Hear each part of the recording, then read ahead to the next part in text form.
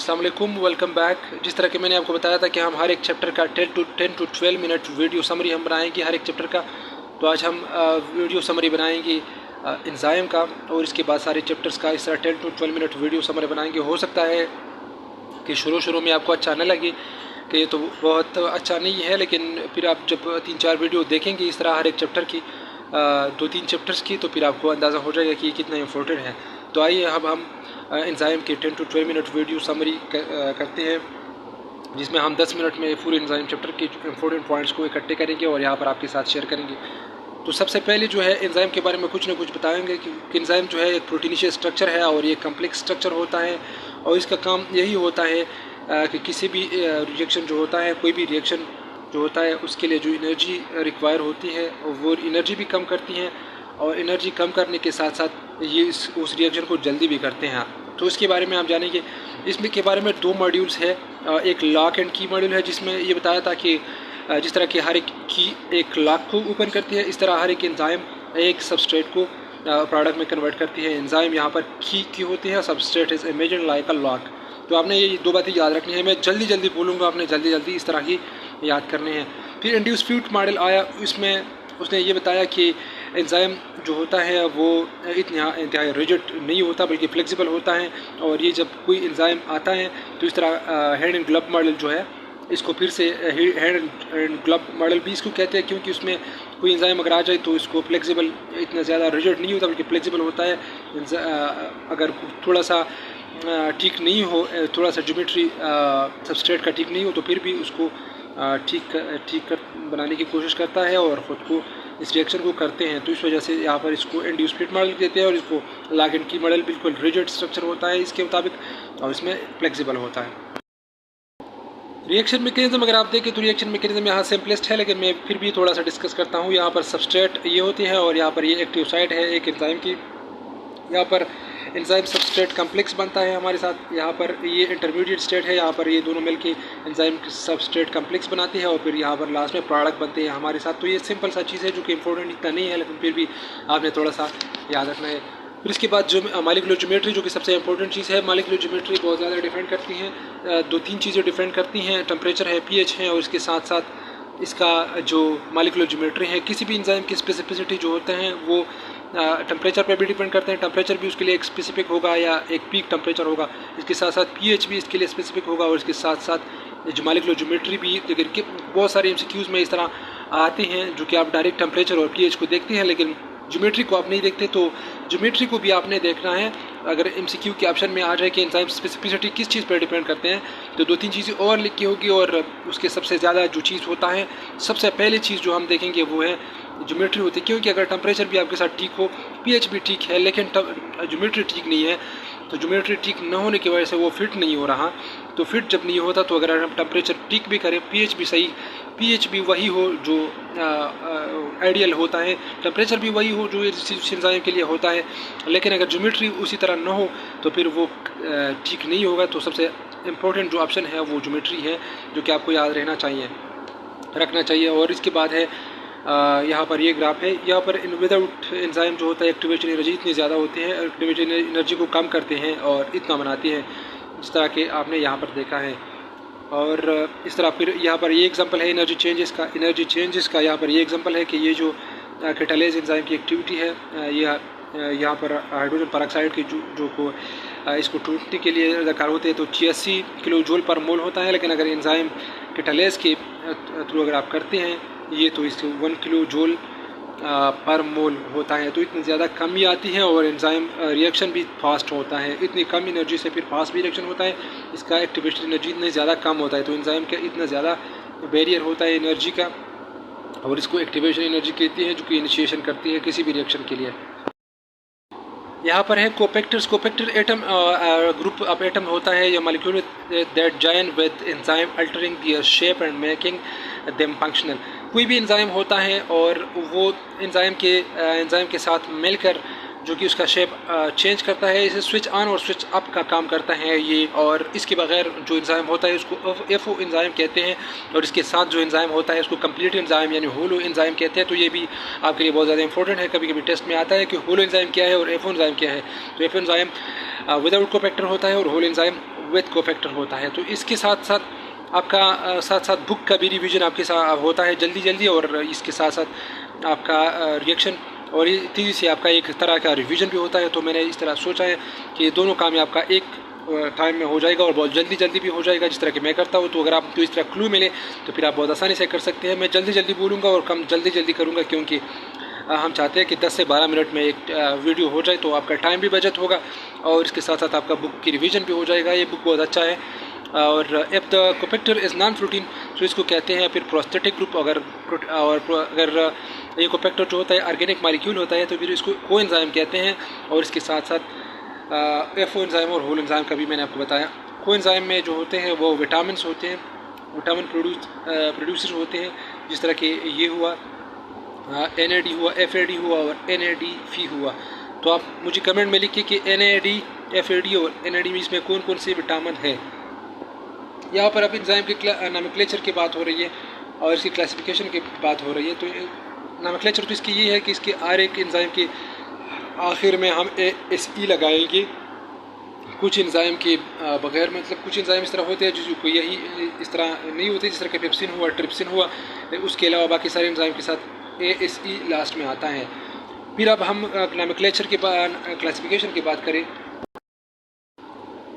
अच्छा, तो अब हम पढ़ेंगे ऑक्सीडेटिव रिडक्टेजेस। ये 6 कैटेगरीज है एंजाइम की। ऑक्सीडेटिव रिडक्टेजेस जो होते हैं ऑक्सीडेशन रिडक्शन करते हैं, रिडक्स रिएक्शन जिसको बोलते हैं। तो रिडक्स रिएक्शन यहाँ पर करते हैं, इसके एग्जांपल्स जो हैं वो ऑक्सीडेजेस है, ऑक्सीजनेजेस है और परऑक्सीडेजेस है। इस जनरल समरी में जो कि 10 to 12 मिनट्स होता है, इसमें आपको उन बातों का भी पता चलेगा जो कि आज तक आपको पता नहीं था, जो कि आपने बहुत ज़्यादा स्टडी की है लेकिन आपको पता नहीं था। तो इनमें भी आपका अंदाज़ा आपको हो जाएगा। और ट्रांसपेरेंसी जो होते हैं इसमें ट्रांसफर ऑफ ग्रुप होता है। एक लाइन आपने एक लाइन में ये सारी चीज़ें करनी है। ट्रांसफर ऑफ ग्रुप होता है, कौन कौन सी ग्रुप के ट्रांसफ़र होते हैं। इसमें अमीनो आते हैं, कार्बोक्सिल आते हैं, मिथाइल आते हैं, कार्बोनाइल आता है। इसमें इस तरह का एग्जांपल जो होता है वो ट्रांस कार्बोक्सिलेजेस है और ट्रांस मिथाइलेजेस है। ट्रांस जिसमें आता है वो इसका इम्पोर्टेंट मेंबर होता है और वही होता है। हाइड्रोलाइसिस में जो होता है इसमें हाइड्रोलाइसिस के जो क्लीवेज होता है, वाटर की एडिशन ऑफ वाटर होता है, वही होता है। और इसके एग्जांपल जो होता है एस्टरेजेस है, पासपर्टेजेस है और पेप्टाइडेजेस है, जो कि वो यहाँ पर लाइजेस है। लाइजेस में रिमूवल होते हैं, इन ग्रुप्स के रिमूवल होते हैं। ट्रांसपेरेजेस में अगर आपने देखा तो वहाँ पर ट्रांसफ़र होती है, लेकिन यहाँ पर इनकी रिमूवल होती है डबल बॉन्ड को। To remove a double bond और to edit a double bond और from remove a double bonded structure, जिस तरह के डीकार्बोक्सिलेज हुआ, डीअमीनेज हुआ और इस तरह के और भी होते हैं। इनका मुख्तलिफ एग्जाम्पल सिंथेसिस हुआ। तो डी जिसमें आता है वो लाइजेस होते हैं। आइसोमरेज जो होता है इसमें एक इंपॉर्टेंट बात आप ये नोट करें कि हेटेरोजीनियस ग्रुप आपको एंजाइम है। जिस तरह की आपको अगर एमसीक्यूज में आ जाए तो बहुत सारे स्टूडेंट्स में ऑक्सीडेटिव रिडक्टेजेस लगाते हैं, लेकिन इसमें ये ऑप्शन करेक्ट है, क्योंकि यहाँ पर डिफरेंट एक क्लास मुख्तलिफ एक क्लास में जितने सारे एंजाइम होते हैं वो अगर वो इसको दूसरी तरह उसी सेम फैमिली में कन्वर्ट करती हैं, लेकिन उसी के डिफरेंट एलिमेंट डिफरेंट स्ट्रक्चर होता है, मतलब डिफरेंट सब्सटेंस होता है, डिफरेंट कंपाउंड मालिक्यूल होता है जो कि एक मालिक्यूल को दूसरे से कन्वर्ट करते हैं। जिस तरह कि फ्रक्टोज को ग्लूकोज में कन्वर्ट करते हैं तो ये भी एक एंजाइम है। तो इस वजह से इसको हेटेरोजीनियस ग्रुप ऑफ एंजाइम बोलते हैं। लाइगेजेस तो आपने ये याद रखना है, इसका एग्जांपल है एफिमरेजेस और म्यूटेजेस होता है। लाइगेजेस में इस तरह होता है कि इसमें 2 सबस्ट्रेट जो होते हैं वो जॉइनिंग करते हैं और ये बनाता है एक बड़ा सा कंपाउंड या मॉलिक्यूल बनाता है। जिस तरह कि डीएनए हुआ तो ये 2 डबल स्ट्रैंडेड डीएनए हुआ तो ये बनता है लाइगेजेस एंजाइम की, जो आपने पढ़ा होगा या आप पढ़ेंगे चैप्टर नंबर 23 में। लाइगेजेस इस तरह के बनाते हैं और इसमें एटीपी हाइड्रोलाइसिस होते हैं। ऑलवेज इसमें जो एनर्जी होती है वो एटीपी हाइड्रोलाइसिस प्रोवाइड करते हैं। अब इस चैप्टर का लास्ट टॉपिक है the factor affecting on enzyme rate. तो टेम्परेचर की बात अगर करें, टेम्परेचर जो होता है हम इन बातों को जल्दी करेंगे क्योंकि 9 मिनट्स ऑलरेडी हमारे हो गए। तो टेम्परेचर जो होता है हर एंजाइम का स्पेसिफिक होता है। कुछ एंजाइम होते हैं जो कि -, डिग्री पे काम करते हैं, कुछ होता है जो 90 डिग्री पे करते हैं। इलेक्ट्रिक स्नो अगर आप देखें तो इससे -10 पे भी काम करता है, वहाँ पर एक्टिव होता है। लेकिन अगर आप यहाँ पर ये थर्मोफिलिक बैक्टीरिया आप देखें तो ये 90 पर काम करता है, लेकिन ह्यूमन एंजाइम अगर आप देखें तो वो 37 पे मैक्सिमम काम करता है। यहाँ पर Q10 को मैं आप समझा दूँ आपको, Q10 पे जो होता है एंजाइम का रिएक्शन का जो रिएक्टिविटी होता है वो इंक्रीज़ होती है, डबल हो जाती हैं। इस पर Q10 पर जो होता है 10 डिग्री सेंटीग्रेड के साथ 10 डिग्री सेंटीग्रेड के साथ उसका रिएक्टिविटी जो रिलेटिव होता है वो डबल हो जाता है। मतलब अगर 2 है 2 से 4 हो जाता है, 4 से 8 हो जाता है, तो इस तरह डबल हो जाता है। फिर 8 से 16 हो जाएगा अगर आप इसको 20 करें। 10 मतलब 20 इसको पहले आपने 0 से 10 किया, फिर 10 से 20 किया, 10 30 से इस तरह 20 से 30 किया, तो इस तरह आ सकता है कि अगर हम किसी टेम्परेचर को 3 टाइम इंक्रीज़ करें मतलब तो कितना इंक्रीज़ होगा, तो यहाँ पर ये हो जाएगा आपके साथ 4 से 8 हुआ, 8 से 16 हुआ आपके साथ। तो फिर आप इस तरह इसको देखेंगे, इसके रिलेटिव अमाउंट को आप इसको डबल करेंगे, तो ये Q10 है। टेम्परेचर की यहाँ जो बात हो रही है, rate is not 0 at 0, rate जो होता है वो 0 नहीं होता 0 डिग्री सेंटीग्रेड पर। तो ये भी एक MCQ में के लिए इम्पोर्टेंट स्ट्रक्चर है। एंजाइम इनएक्टिव होता है 0 पर और फिर एक्टिव हो जाता है, और ऑप्टिमम टेम्परेचर जो होता है उसका 40 तक होता है, 47 तक होता है, मतलब 47 या इस तरह की, लेकिन सबसे ऑप्टिमम जो होता है 37 होता है, और फिर मैक्सिमम जो होता है 40 पे काम करता है, और उसके बाद फिर डिनेचरिंग होती है यहाँ पर। तो मैक्सिमम एक्टिविटी यहाँ पर पीक जो है वो 40 है, ऑप्टिमम 37 है, और फिर इसके बाद डिनेचरिंग इसके हो जाती है। तो यहाँ पर एंजाइम के टेम्परेचर के इंक्रीज़ के साथ साथ ये इंक्रीज़ हो जाते हैं। पीएच जो है वो इसके लिए कांस्टेंट होता है, इंक्रीज डिक्रीज इसमें नहीं होना चाहिए।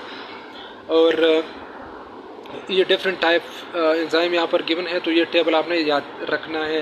इसको आप कैसे याद रखेंगे, तो यहाँ पर केटालेस है, इसका 7 है, ये न्यूट्रल है, और यहाँ पर यूरेस है तो इसका भी 7 है, तो यूनियन कौंसल आप इसको इस तरह याद कर सकते हैं। फिर आप जो कम होता है कम से ज़्यादा की तरफ आप जाइए और इसको याद करें तो बहुत आसानी से याद हो सकता है।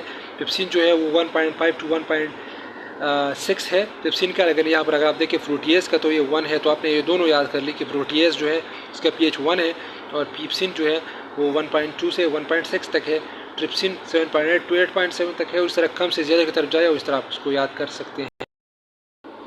फिर यहाँ पर है एंजाइम कंसंट्रेशन। तो एंजाइम कंसंट्रेशन अगर आप बढ़ाएंगे तो टाइम के साथ साथ इसकी रिएक्शन बढ़ जाएगी, लेकिन एक टाइम आएगा कि फिर उसके बाद ज़्यादा बढ़ती नहीं। इस तरह के अगर आप देखें, यहाँ पर मैंने ये सबस्ट्रेट मालिक्यूल हमारे साथ हो गई, तो यहाँ पर एक एंजाइम अगर मैंने डाला तो यहाँ पर एक एंजाइम इसके साथ रिएक्शन हो जाएगा। फिर अगर दूसरा मैंने डाला तो इसके साथ भी रिएक्शन इसका कंटिन्यू हो जाएगा, तो रिएक्शन थोड़ा ज़्यादा हो जाएगा। फिर इसके साथ भी ये करेगा, फिर इसके साथ भी ये करेगा, इसके साथ ये। तो एंजाइम की कंसंट्रेशन बढ़ाने से यहाँ पर रेट बढ़ता है, लेकिन एक टाइम इस तरह आएगा यहाँ पर ये और यहाँ पर ये।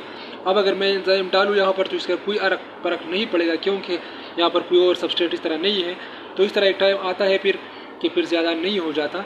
तो यहाँ पर ये एग्जांपल जो कि सबसे बेस्ट है कि एंजाइम जब आप पहले डालते हैं यहाँ पर ज़्यादा करते हैं एंजाइम कंसंट्रेशन, तो रिएक्शन रेट इंक्रीज़ हो जाती है, लेकिन फिर बाद में वो इस तरह की रहती है, एक स्ट्रेट लाइन हो जाती है। तो ये स्ट्रेट लाइन सबस्ट्रेट के लिए भी है, और ये स्ट्रेट लाइन जो होता है फिर दोबारा ये सबस्ट्रेट के लिए भी है और एंजाइम के लिए भी है। ये दोनों के सबस्ट्रेट कंसंट्रेशन का भी यही एग्जांपल आप ले सकते हैं। अगर आप एंजाइम ज़्यादा है किसी चीज़ में, यहाँ पर फॉर एग्जांपल ये हमारे साथ एंजाइम्स है, तो यहाँ पर मैं अगर सबस्ट्रेट डालूँ तो ये सबस्ट्रेट एक मैंने डाला तो यहाँ पर इसके साथ रिएक्शन करेगा, ये इसके साथ, ये इसके साथ, ये इसके साथ, ये इसके साथ। अगर अब अगर मैं ज़्यादा कंसंट्रेशन डालता हूँ तो ये कम, तो ये इस पर कोई असर नहीं पड़ेगा, तो यहाँ पर ये फिर कांस्टेंट रहेगा। तो इस पॉइंट को कहते हैं point of situation. Point of situation यहाँ पर इंक्रीज इसकी ज़्यादा नहीं होती। तो ये दोनों के लिए ये ग्राफ है। इनहिबिटर जो होते हैं एक इस तरह का मॉलिक्यूल होता है, इस तरह का स्ट्रक्चर होता है जो कि एंजाइम की रिएक्टिविटी को या तो ब्लॉक करते हैं या कम करता है। इसके 2 टाइप्स हैं यहाँ पर। कम्पिटिटिव इनहिबिटर जो होता है उसका सिमिलर स्ट्रक्चर होता है नॉर्मल सबस्ट्रेट की तरह, नॉर्मल सबस्ट्रेट मॉलिक्यूल की तरह। तो ये एक्टिव साइट पे सीधा जाके वहाँ पर इसको ब्लॉक करते हैं या इसकी रिएक्टिविटी को कम करते हैं। और नॉन कम्पिटिटिव जो होते हैं इसके एग्जांपल जो होते हैं आपने याद रखने हैं, साइनेट वगैरह, और यहाँ पर इसकी भी एग्जांपल आपने याद करनी है, सल्फोनामाइड वगैरह आपने ये खुद याद रखने हैं, क्योंकि MCQs में यही आते हैं और बहुत ज़्यादा इंपॉर्टेंट है। एंटीबैक्टीरियल ड्रग्स जो होते हैं इसका भी यही एग्जांपल है। और इसके साथ साथ यहाँ पर अगर नॉन कम्पिटिटिव की हम बात करें तो नॉन कम्पिटिटिव में जो होता है वो डिसिमिलर होता है। यहाँ पर ये एक्टिव साइट को अटैच नहीं होता, बल्कि ये एलोस्टेरिक साइट पे अटैच होकर वहाँ पर एंजाइम की शेप को चेंज करता है, और एंजाइम की शेप को जब चेंज करे यहाँ पर फिर दोबारा से अटैच नहीं हो सकता उसका जो एक्चुअल सबस्ट्रेट होता है। इसके poison like cyanide, heavy metal and some insecticide जो होते हैं वो नॉन कम्पिटिटिव इनहिबिटर है, तो आपने ये याद रखनी है। और इस चैप्टर का जो लास्ट है वो ये है फीडबैक इनहिबिशन। यहाँ पर जो प्रोडक्ट बनता है वही प्रोडक्ट दोबारा आके इस एंजाइम वह प्रोडक्ट दोबारा आके इस इनहिबिटर जब काम करे तो इसको कहते हैं फीडबैक इनहिबिशन। फीडबैक इनहिबिशन इस तरह होता है कि जब एक सबस्ट्रेट यहाँ पर एंजाइम की साइड अटैच हुआ, इसने एंजाइम सबस्ट्रेट कम्प्लेक्स बनाया और फिर वहाँ पर प्रोडक्ट बना, वही प्रोडक्ट से दोबारा ये आता है, वही प्रोडक्ट दोबारा आता है और एंजाइम की एक्टिव साइट को अटैच होकर एंजाइम के एक्टिव साइट ब्लॉक करता है। और इसी तरह ये फिर इस एंजाइम के सबस्ट्रेट को एंजाइम के एक्टिव साइट को ब्लॉक करे तो दोबारा और सबस्ट्रेट नहीं आ सकती कि वो इस प्रोडक्ट बना सके। और इस तरह का जो इनहिबिशन करता है इसको कहते हैं फीडबैक इनहिबिशन। तो इस तरह की जो होते हैं 15 मिनट में हमने ये चैप्टर किया, 15-16 मिनट में हमने ये चैप्टर किया, लेकिन बहुत आसानी से किया। और उसमें बहुत सारी इस तरह बातें हैं जो कि आपने आज तक नहीं की होगी, वो आपने याद रखी होगी। और अभी आपको इसके चैप्टर की रिवीजन के लिए आपको कुछ नहीं चाहिए और बहुत आसानी से आप कर सकते हैं। तो ये की पॉइंट जो है ये भी आप ज़्यादा रिवाइज करें, ये भी बहुत इंपॉर्टेंट है।